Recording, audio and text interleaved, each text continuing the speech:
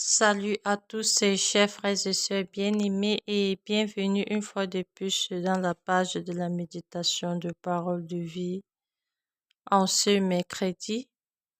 Alors aujourd'hui, nous allons méditer sur la parole de Dieu concernant Saint Paul aux Romains, au chapitre 4, verset 13, verset 16 à 18 et verset 22.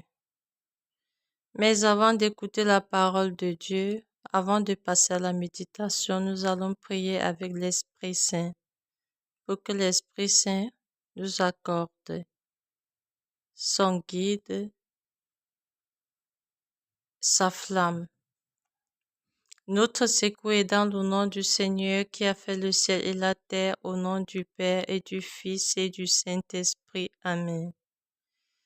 Viens, Esprit consolateur, viens, Esprit de feu, viens, Esprit de lumière. Viens parmi nous, viens nous assister pendant cette méditation.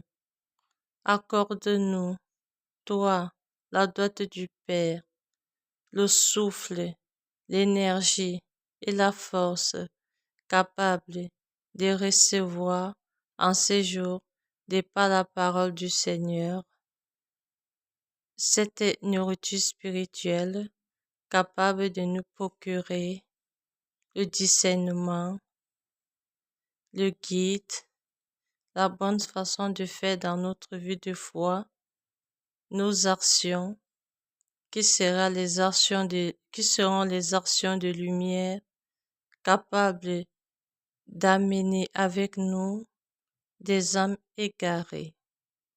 Amen, nous avons prié.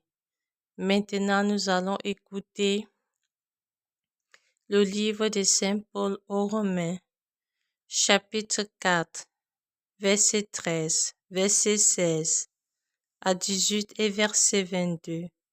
Écoutons attentivement. Frères, ce n'est pas en vertu de la loi que la promesse de recevoir le monde en héritage a été faite à Abraham et à sa descendance, mais en vertu de la justice obtenue par la foi. Voilà pourquoi on devient héritier par la foi. C'est une grâce et la promesse qui demeure ferme pour tous les descendants d'Abraham, non pas pour ceux qui se rattachent seulement à la loi, mais aussi pour ceux qui se rattachent aussi à la foi d'Abraham, lui qui est notre Père à tous. C'est bien ce qui a été écrit. J'ai fait de toi le père d'une grande nation, disait le Seigneur. Donc, il est notre Père devant Dieu, en qui il a cru. Dieu qui donne la vie aux morts et qui appelle à l'existence ce qui n'existe pas. Espérant contre toute espérance, il a cru. Ainsi est-il devenu le Père d'un grand nombre de nations. Selon cette parole, telle sera la descendance que tu auras. Voilà pourquoi il lui fut accordé d'être juste. Parole du Seigneur, nous rendons grâce à Dieu. Chers frères et sœurs bien-aimés dans l'Éternel, comme je vous le disais tantôt, il est très important pour nous, âmes chrétiens, très important pour nous, âmes chrétiens, de laisser résonner la parole de Dieu dans nos maisons, dans nos lieux de prière, et d'essayer de prendre quelques phrases, la garder entre nos paumes des mains, parce que la vie spirituelle, c'est une vie qui a aussi besoin d'être nourrie, et non seulement la vie sociale.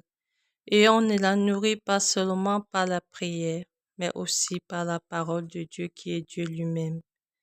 Alors ici aujourd'hui, le Seigneur nous interpelle dans notre vie chrétienne. Est-ce que nous avons une vie chrétienne pleine de foi? à l'exemple de notre Père Abraham.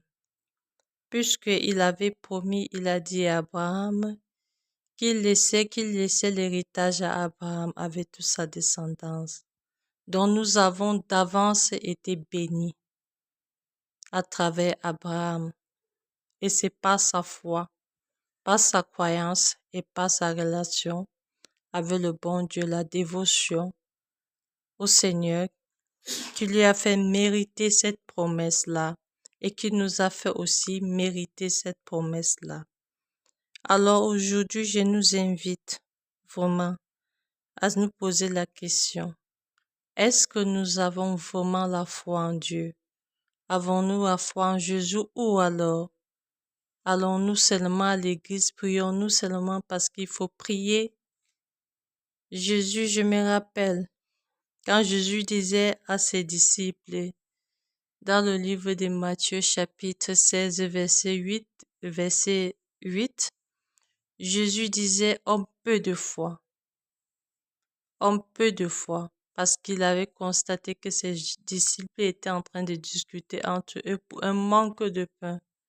Donc ils avaient déjà oublié le miracle que Jésus avait fait auparavant concernant les 3000 hommes et les 4000 hommes, concernant 4 pains et 5 pains. Alors ils étaient en train de discuter et de douter encore entre eux pour le manquement de pain. Ça sera aussi ainsi pour nous. Il peut arriver que Jésus nous appelle aussi homme peu de foi. Donc, chers frères et sœurs bien-aimés, ici, le Seigneur nous interpelle à marcher sur les pas de notre Père, Père Abraham, le Père des croyants, de vivre à l'exemple de lui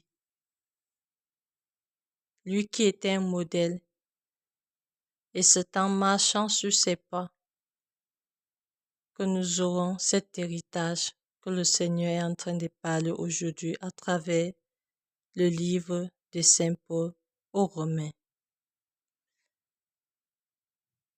Que la grâce du Seigneur en ces jours nous accompagne, nous guide et que cela nous fortifie dans notre vie de foi pour que nous soyons capables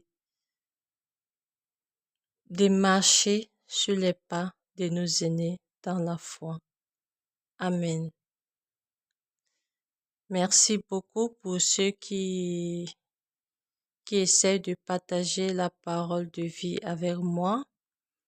Et si jamais vous avez des remarques à faire, n'hésitez pas, c'est la bienvenue. Merci et à bientôt pour une autre nouvelle page de méditation.